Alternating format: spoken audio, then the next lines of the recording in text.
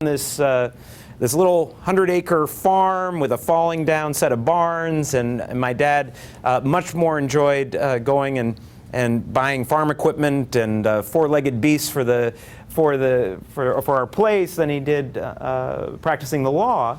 And it was a great upbringing because we had lots of folks who were coming in and out, and lots of things happening. And I raised pigs with 4-H and as my own sort of avocation, and making a little bit of extra money on the side. But something happened to me that really changed the trajectory of my life, which was when I was 13 years old. My father died. And as some of you know, it's hard enough to be a 13-year-old boy in rural Vermont. And when something like that happens, you can go in a bunch of different directions. And what happened to me was, I think, an experience that many people have in Vermont, which was the town of Heartland was there for us. We didn't cook a meal in our household for 8 weeks. My brother and I got rides to and from practices and school when we needed it. We basically got into whatever pickup truck or station wagon said, "All right, you're coming with us today. We'll get you to where you need to be." That community got me off to college. And in 1992, the same year that I graduated, they elected me to the state legislature. And they didn't do it because they agreed with me all the time. In fact, they had traditionally voted Republican, and I was a Democrat. But they elected me because they knew my values, and they knew I'd work really hard. And that's what I did. I worked really hard on behalf of the people who had given me and my family so much. I served for 7 years in the legislature, and during that time I helped to grow a Vermont-based software company that was down in Wilder, Vermont, to over 100 employees. And then, as was mentioned, I was asked by the Clinton administration to head up the AmeriCorps Vista program. And how many of you know what AmeriCorps is? Any of you? Just a couple? Well, what AmeriCorps is it's sometimes referred to as the Domestic Peace Corps. And what you do is you serve for a year or 2 years of your life in the United States, working with people who and communities that are struggling. And you make a difference by either setting up tutoring programs, helping to build homes for people, or even in some cases helping with disaster relief when things happen. So when we had Hurricane Irene, we actually had a whole team of folks from AmeriCorps come in and help to rebuild parts of our state. And many, many Vermonters actually do AmeriCorps. In fact, we have the highest percentage of returned Peace Corps volunteers and Vista alums per capita in the country, which I think says something about our commitment to service. And so it was a real honor to be asked to run a 6,000-person organization that was people who were dedicating their year or 2 years to empowering folks out of poverty and giving them a better chance. I came back, served for 2 terms in the state Senate, and then for the last 8.5 years, I've been working for Google. And my job description was to bring a little bit of Vermont values to a large internet company, because they were very good at creating technology and things that, being able to find things on the internet. They weren't so good at talking to people. And so we created programs throughout the country where Google had offices and big data centers to train middle schoolers how to do coding, and to create physics programs that involved soapbox derbies and large catapults and other kinds of things. And to also invest in the small businesses in those communities, to help them be able to use the internet to sell more of their products. Even if they were a Main Street business, they were then able to increase their volume over a period of time. And we also did carbon offsets and other things to try to make a difference in our environment, to make sure that we're reducing our carbon footprint and making sure that climate change, we were doing our part in slowing climate change in the world. And it was an interesting work to do because I almost didn't get the job. They called the first time and they said, Matt, we think we need someone with your weird background to help us go out there and work with communities more effectively. And I said, great. And we started talking about it and all, and got very excited. And they said, fantastic. How soon can you move to San Francisco? And I said, never. And they were baffled. They were like, are you kidding? Everyone wants to move to San Francisco. It's the best place to be. I was like, then clearly you haven't been to Vermont. And I held out. They said, we'll get back to you. 3 months went by, and I said to my wife, maybe, I'm not sure that was the best decision maybe at the end of the day. But then they called me back. And they said, you know what? We really need your help, and we're going to give it a shot. And let's see what happens. And for 8.5 years, I managed a big piece of Google's operation from an office in an old bread factory building in White River Junction, Vermont. And over a period of time, other people realized, boy, that would be a great, other Google employees realized that would be a great place to work from as well. And I quit my job 6 weeks ago to be able to run full time because I felt this is too important a race, and we'll talk about why in a second.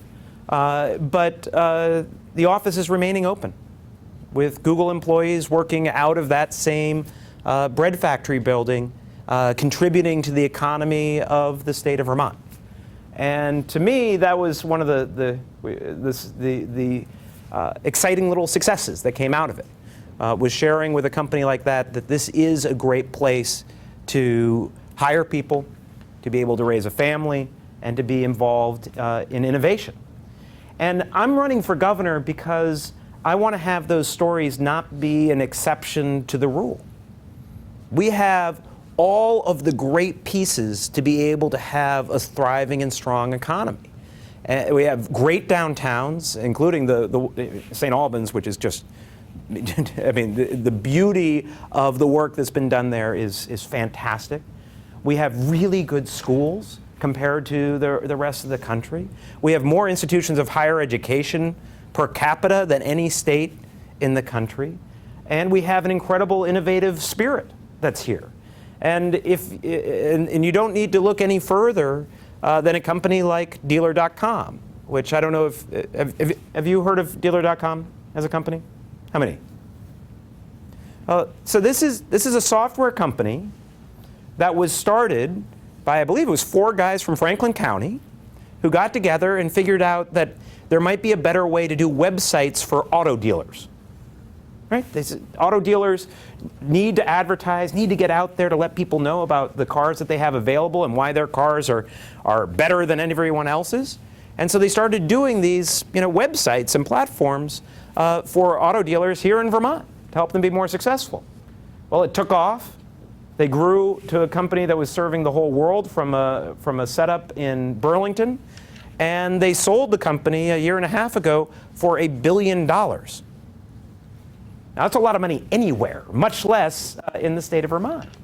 But what's exciting to me about that is not that a group of nice people actually were successful and did very well financially, but it really said that the potential for being successful in the tech world, in the agriculture world, in the wood products world, even in manufacturing, is all right here in Vermont.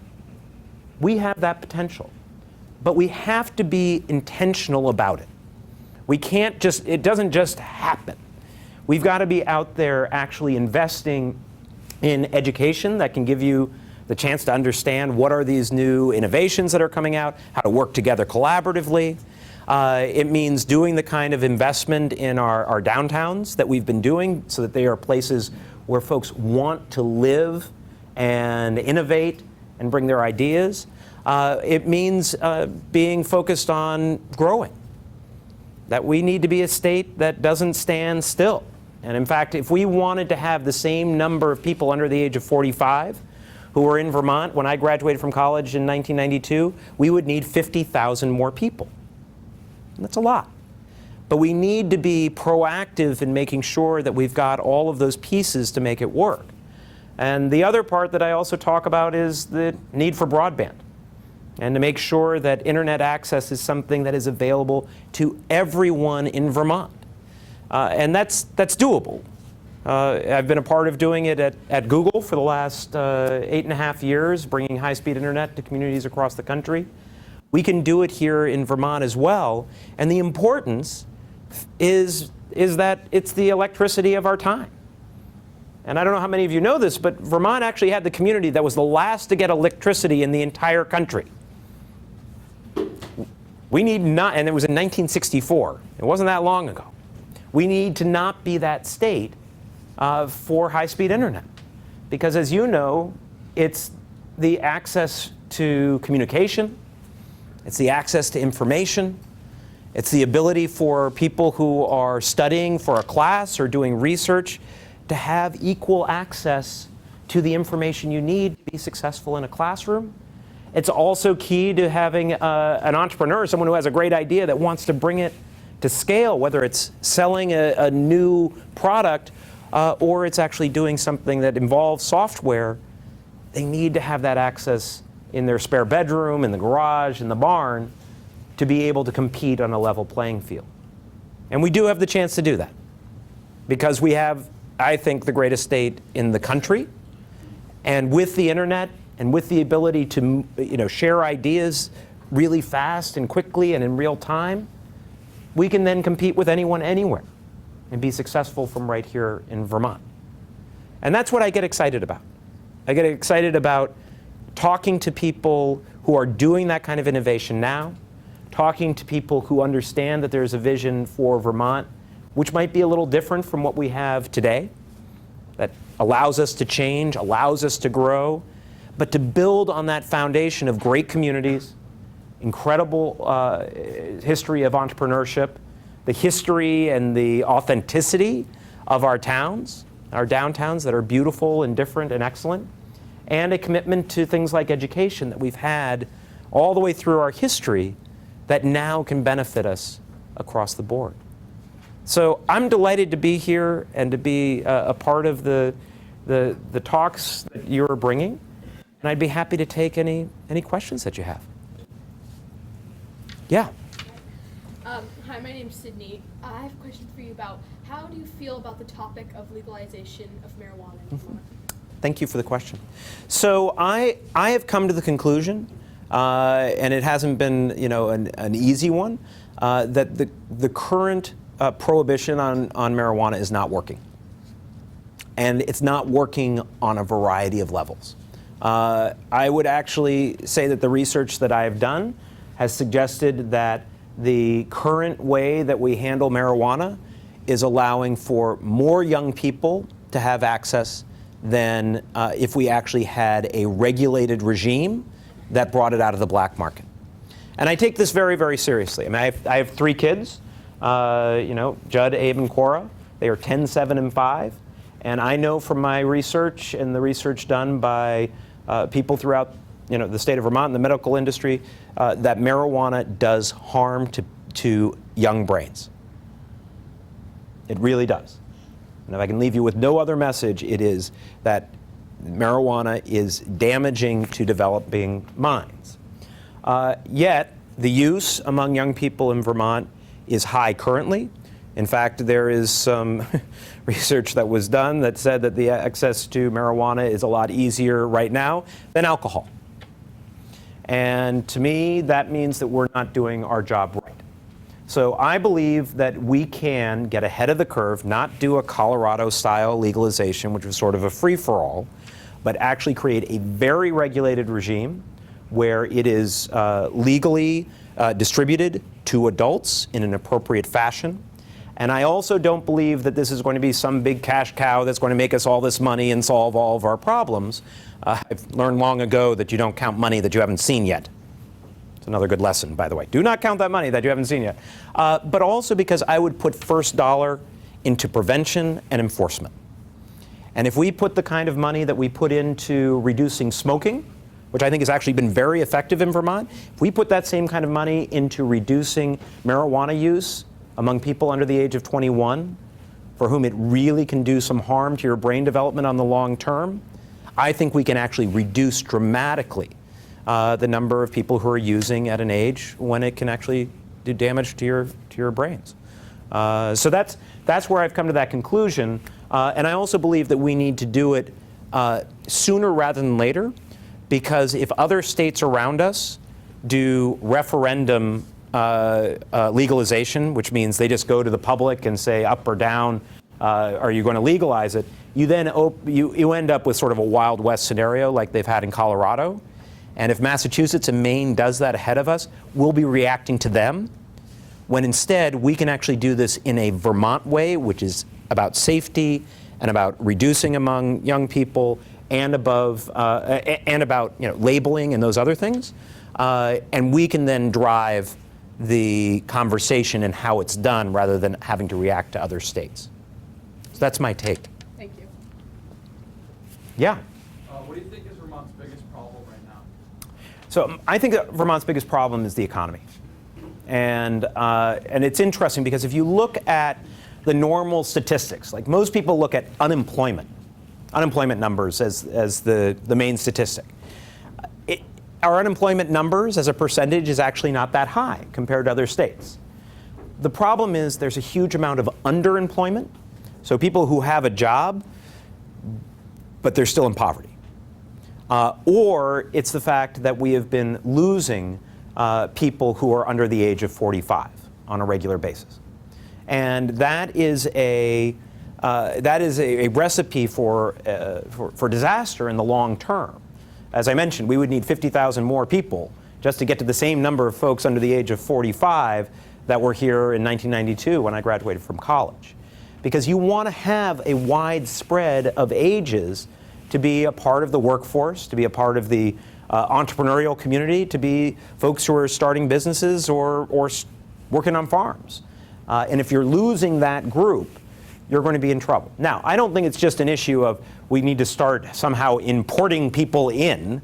What we need to do is make sure that we have the infrastructure, the housing, and then with that, the jobs that can actually employ people and make folks excited about being here. And part of that is making sure that we invest in our apartment buildings, which we have a fair number of apartment buildings in the state, but they're not in great shape. And we can create incentives to make them more energy efficient, as well as much nicer places for folks to live. We need to do things like not be dead last in high-speed internet or cell service, right? That's not sort of a non-starter. And then we need to encourage entrepreneurs and people who are starting new businesses in a variety of ways. One would be to do small loans to people who are unemployed or low income to be able to start a business, because my experience at AmeriCorps Vista was that that's one of the best ways to actually get people out of a cycle of poverty, is to have them start their own small business. Now they need support and they need a little bit of resources to get going, but the success rate is actually quite good with strong programs. But the other is having people who have resources have an incentive to invest in Vermont startups first. There are models that have been used in other states. They're essentially tax incentives that allow them to defer their capital gains tax if they invest in a Vermont-based startup. So they'll look there first. And that can allow us to start to create a cycle. Because I don't think we're that good at going out of state and trying to convince a large corporation to come in and land in the state. We've done it a couple times. I will be the biggest advocate and cheerleader for the state of Vermont, as you've heard me make before, but that's not where our strength is going to be against bigger states. Our strength is when we support our homegrown entrepreneurs to be able to create new ways of competing and to allow them to succeed on that front. That's been our history, and we need to get back to that particular focus. And if we do that, we can grow the economy on all fronts using our assets, whether it's our amazing farmland, our strong work ethic, our great institutions of higher education. We can actually make that happen. And if we do that, we can turn around. But let me ask you a question. How many of you right now think that you will end up living here after you finish school, at whatever level you'll finish school? How many of you? Okay. That's about half. It's about half. And that's what I would love, a sign of success after I've been governor for a couple terms would be for that number to be more like 75% or 80%. Now, people are going to go and do things with their lives for a variety of reasons. You may want to go and explore another part of the world, and I think you should. But I want to make sure that we have a state and communities where you know that even if you go off and are in New York City for a while, or do a tour in San Francisco, or go to another country to do work, that this is a place that you can come home to, have an aspirational career, and raise your family. And that would be the sign of success, because too many Vermonters don't see that as a part of their future, that they see their future as doing what they got to do here in Vermont and then going away. We can change that, and I've got 3 kids, and I want them to have that same feeling about this amazing state. Thank you. You bet. Yeah, Okay, so my name is Kobe, and I've got 2 questions for you. great. One, how do you plan to beat your Republican opponent this year? Yep. And what is your view of Peter Shumlin's term, and how will you do better? Great questions. So the first question is on the Republican opponent. Now, we don't know who it is, right? There is a primary on the Republican side, and it's between Phil Scott, who I served with in the legislature. We were in the Senate together, and Bruce Lissman, who is a businessman who grew up in Burlington and went to UVM and then went off and was very successful in business and has now come back to Vermont. And I actually worked with him on issues around the University of Vermont and on transparency in government.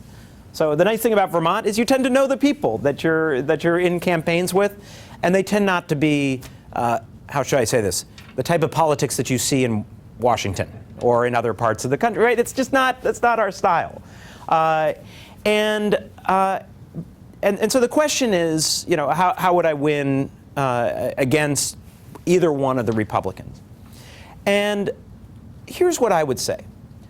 I think, first of all, Vermonters look at the people and not the party first.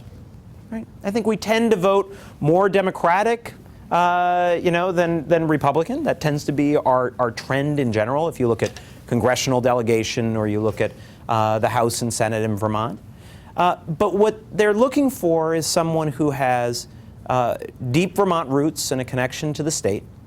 I think they're going to be looking for someone who has business experience, right? Because if the economy is the biggest thing that people are concerned about, they're going to want to know that someone's had experience actually growing a business in the state of Vermont. They're going to want to have someone who has a track record of working in the legislature, because you've got to be able to partner with the legislature, not be combative in order to get things done in the state. And having been in both the House and the Senate, that gives me some of that experience. But the other is, when I hear many of the people who are running on the Republican side talk about the future, it tends to be in a negative context. It tends to be about what we can't do or what we need to stop doing, or just these problems that are out there. And I believe firmly, and the reason that I'm a Democrat is that I believe that there is a role to play as a community and as a state to make sure that everyone has the opportunity to succeed. And I'm going to be more aggressive on being able to get us there, because I see right now too many Vermonters who are in poverty, too many Vermonters who are going homeless, and too many young Vermonters who are saying, I don't see a future here in this state. And the answer is not going to be to stop investing in our core infrastructure or being bold on bringing things like broadband or going out and advocating for more investment in our state to create those jobs. It's going to be about being really, really focused and aggressive, using experience, or I've been able to deliver on that before, but to be able to move our state into a different way, rather than saying we just need to stop doing things because we're trying to do too much. And I think, and there's an argument for that. I think some people have said, try to do too much, feel burned by it. I don't think that's the solution. I think we can take a different strategy, a more strategic approach, but we've got to move forward. Otherwise, I think we're going to lose more Vermonters. And so, anyway, that would be the answer to that question. And then we'll go out there, and it's the nice thing about democracy is that you get to share these ideas with people all across the state, and then they make a decision. And we'll see how it goes. but I think if we can share that vision of creating an economy that works for all of Vermont and for all Vermonters, that resonates in Vermont. And that's basically what I've been talking about. And then the question is about how would I do things differently from Peter Shumlin. So Peter I've known for a while, and he is very bright, and he was able to get some legislation through that I don't think anyone thought would be able to get through. Good legislation. But the experience that I bring, which is a little different, is in management and execution. Having worked in the corporate world, having actually done transformational work at AmeriCorps Vista, which is a government program, right? 6,000 folks, and it was Bill Clinton, so I wasn't told to just run it. I was told to make it a poverty-fighting organization for the 21st century. And so we actually used technology to reach more people. We did a full reorganization to make sure that the best people were focusing on the most effective ways to get people out of poverty and not wasting their time. And we reached out to folks who were civil servants on the front line, government employees, and said, we want to hear your ideas. We want to know from you how we can make this organization more effective. And they actually came up with much better ideas than we had in headquarters. We scaled them to the entire organization, and they felt like they were a part of the team again, which they hadn't for a long time. And we just did much better as a result, both as an organization, but also as an overall team. And so that's the experience that I bring. In a more specific area, more and more of the work that we do with in government and engaging with people is in information technology. Right? And I think one of the bigger failures of the current administration was the Health Connect website, where we asked Vermonters to work with state government for the first time on something as important as your health insurance. Right? And it's a pretty important thing. And then we created a website that was terrible, did not work. And in some ways it let people down, because they were saying, all right, I'm going to be with you. If this is a way that we can get a better handle on health insurance and we can get better care and lower costs, that's great. But when you don't then execute on it well, people lose trust. So I feel very confident with the work that I've done that I would, and you don't want me writing code. I want to be clear. I'm not someone who's going to build a website, but I know who to bring in to do it, to get that done, to make sure that we're using other kinds of technology tools to get you the information that you need, whether you're in school, you're a teacher and you want an electronic student record from a student who just moved in from another area, or if there is you're applying for your driver's license or applying to go to college. There are ways we can make it much easier and simpler, and by the way, less expensive, if we bring a new style of management. That's what I've done my entire life. Both in government, public, and nonprofit sectors. That's what I would be able to bring that is just different from the current administration. Other questions? Yeah. So my name is Jacob, and you've been talking a lot about poverty, but my question is, how are you going to have health care available to people who can't necessarily afford it all the time? Great question. Thank you. So the cost of health care is really the biggest challenge that we face as a state. I mean, I talked about the issue that we want to tackle is the economy. On the cost side, it's health care. Let me give you a couple of statistics. The cost of health care in the state of Vermont is going up $650,000 a day. Every day. The cost. So by the end of the year, it's gone up 365 times that, and then it keeps going up from there. That's not sustainable. We only have 620,000 people in the entire state. Part of that is because of our aging demographic. We have the same population, but it's a lot older. And when you get older, you use a lot more healthcare resources. And we want to do right by people who are retired and our grandparents. But it gets more expensive. But the other problem is that we are currently paying for health care on something called a fee-for-service basis. Basically, the way a hospital gets paid is by how many times you show up and how many things they can do to you when you show up. If they can take an X-ray, they can do an MRI, they can do 14 tests. That's how they make their money to make their ends meet. And it creates a really terrible set of incentives. Because what it says is, if you're going to make things work, you're going to have to increase the amount of volume of stuff that's happening, which then has hospitals that are trying to compete for scarce resources to try to invite you to do more things with them, because then they get reimbursed more. It's nuts. And over the last 3 years, I was on the board of the Dartmouth-Hitchcock Medical Center, which is a large hospital network that's based down in my part of the state, but has reach in various parts. And we were as committed as anyone to moving to a different model, something that would pay for public health, where we actually give money to just take care of people, right? So that you're just taken care of from the moment that you were born, probably before you were born, all the way through. And yet, at the end of the quarter, we were banging our heads against the table trying to figure out how to get more people into hospital beds so that we could make our payroll. It's crazy. Now, I actually believe that we can change that because it's providers, whether it's UVM Health or Dartmouth-Hitchcock Medical Center or Rutland Regional or any of them, realize that what we're doing right now is not working. And they know it's not sustainable. Now, I left my job, as I mentioned, so we had to start paying for health insurance for my family. $1,700 a month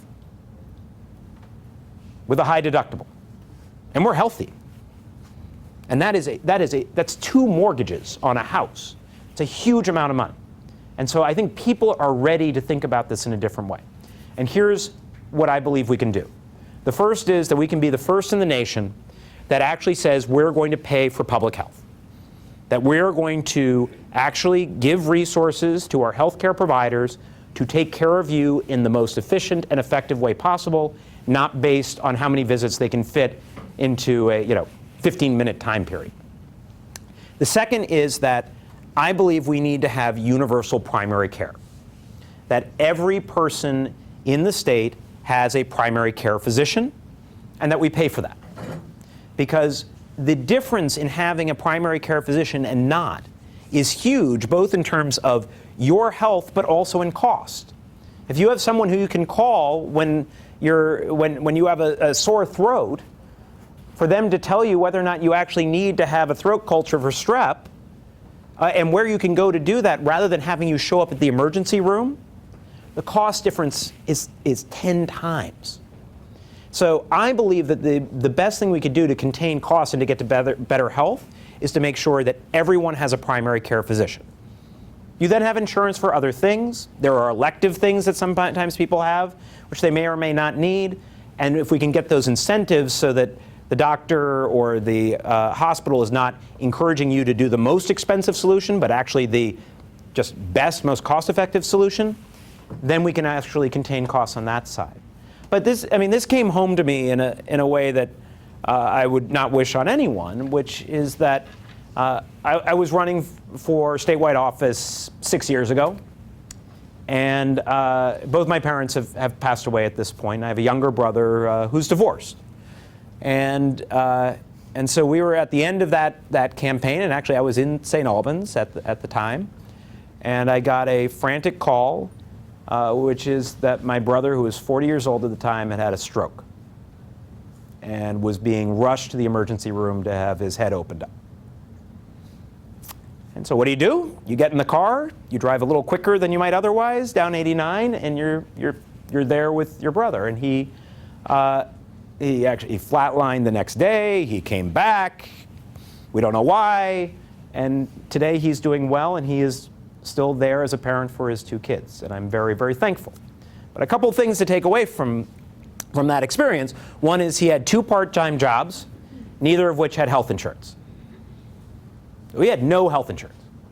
And for anyone who says that it's just a marketplace that's going to solve this, right? That it should be just a market, and if you don't have insurance, good luck. We were not going in comparison shopping while he was being rushed to surgery, right? You weren't going out there and negotiating a rate to make sure that his life was saved. And all of us paid for the fact that he had no warning that this was coming, and it could have been identified ahead of time. And everyone who pays for health care in the state of Vermont paid a whole lot more because he had to have that kind of a very complicated and difficult surgery. But the other thing that was very sobering was that he didn't have a primary care physician. So I was standing there having specialist after specialist after specialist come in, give me a different diagnosis of what was going on with him, give a different recommendation. They weren't sticking around, so they weren't actually talking to each other, and they were asking me to make a decision about my brother's health and his life because there was no one there who knew him as a person and could help give them the history about him and could help make those decisions with the knowledge that a physician has. And I am sure that cost a heck of a lot more money than if there was someone who was quarterbacking that entire decision-making process.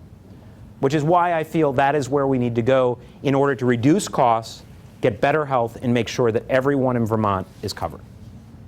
So, sorry for the long answer, but did that answer your question? Yeah, it did. Thank you. You bet, because it's really, really important. Yeah? Hi, I'm Caleb. What were some of the challenges you faced when you were working at Google? Some of the challenges I faced? Yeah. So they fit into a few categories. I would say one is it was getting them used to me sitting in Vermont while working with teams all over the country and in some cases all over the world. So that was interesting. What they eventually realized is that at Google, we don't do conference calls so much, we do video conferences.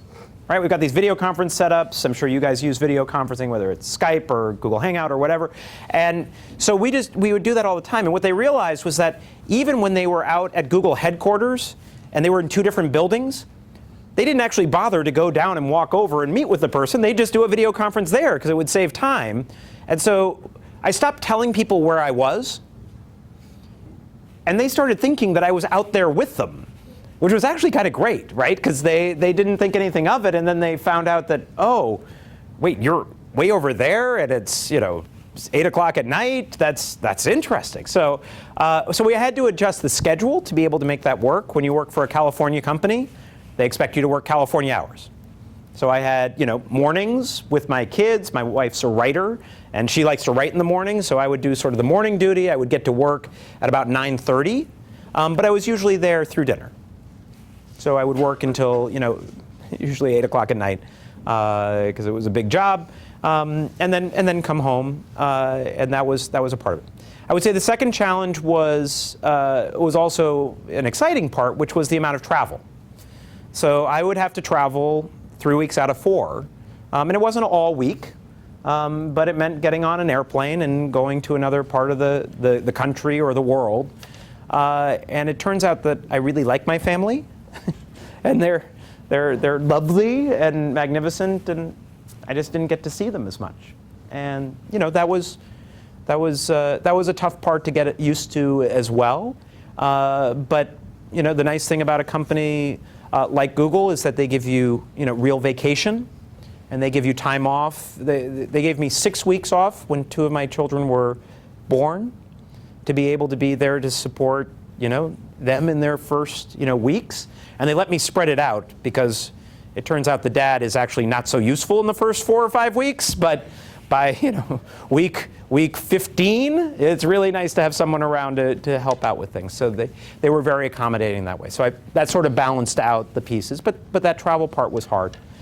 There was also an interesting challenge with working with engineers who didn't always understand the human element of a decision.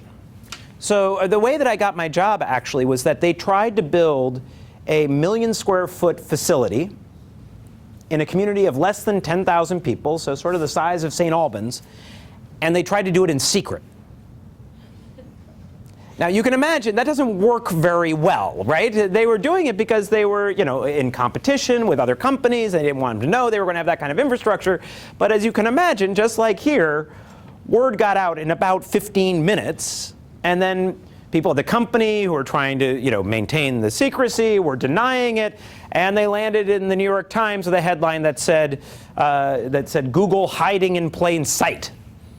And that's not so helpful, right? And in fact, what it led to was a lot of anger and resentment in that community. Because they weren't talking to anyone, because they weren't engaging with anyone, folks thought we were being secretive about it because we weren't proud of being a part of that community. They thought we were embarrassed about it or something. And it led to a lot of unhappiness that continued to affect us for years after that, even after I was hired to start to turn things around. And it was kind of baffling to the folks there. They were like, why would anyone care? Why would this matter to them? Because they weren't thinking through what it would mean to a town to feel like someone was spending a lot of resources there but didn't want to celebrate that. And so we changed it. And we actually started going out. When we would announce a new data center, we'd do it with the mayor and with the governor. And we'd talk about it, but we'd also contain the expectations. Right? We'd say we're not going to employ thousands of people, but we're going to make 100 really good jobs, and we're going to make a big investment. And by being proactive and transparent and engaging with the community that way, they wanted to be a part of our success as well. And so those relationships in those communities have just gone so much better. And when we started doing that in the other communities where we had tried to build in secret, we also have gotten much better relationships, and we're actually, actively investing in their schools and in their small businesses and ensuring that everyone in those towns have access to free Wi-Fi. We did free Wi-Fi for all the downtowns in those areas. And then that feels like a positive energy. But it was interesting trying to explain why that matters to someone who, thinks in pure math, because it's about also emotion and people to be successful. So I would say that's the biggest challenge. And it came through in a variety of other ways as well. Thank you. You bet. Yeah. There are another question. What was your biggest challenge in school? What was my biggest challenge in school? So I would say my biggest challenge fit into a couple of categories. I was a really small kid. I was young for my grade. I was a November baby, and back then you were allowed to go into school earlier, so I was very young, and I was very small, and I wasn't particularly good at athletics. I think partially because I was so small, and I grew like 8 inches my 9th grade year, which meant I couldn't walk in a straight line. But it was I would say that was a challenge because I wanted to be able to participate in the same kind of things that were going on. I loved school and I loved learning, and I loved theater. And I also loved sports, even though my hands were so small that if you had a full-size football, it wasn't going to work out so well. And so I would say that was probably one of the bigger challenges. I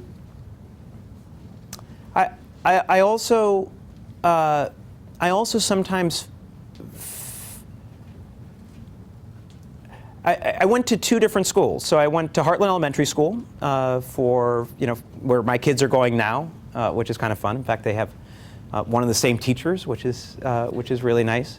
And then I went to Hanover High School, which Heartland doesn't have its own high school, so they tuition to different schools around. And Hanover was a very, very intense school academically. It was a public school. And I was excited because I liked schoolwork, and I liked history, and I liked math and English. I thought it was going to be a change because it had high-performing students. And what I discovered was a lot of the kids there cheated in order to do well. And so what I learned was, there's no perfect setting, and that it's about the people that you're with and where their values are and finding common ground And the relationships that I ended up having, you jump to assumptions about what people are like or what someone who does theater is like versus someone who, plays hockey or whatever else.